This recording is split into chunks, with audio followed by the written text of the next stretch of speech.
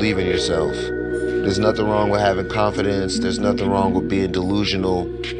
You have to be so delusional about your own success. You have to be so delusional about where you want to go in life until you've literally just create it out of thin air, and you just have to keep your head down and keep grinding and keep pushing until it happens. But if there's one piece of advice I can give to anyone that's watching this video, out of however many people are watching this video, it's stay fucking delusional. If you're able to conceive it and believe it, well then you can achieve it. Complete delusion.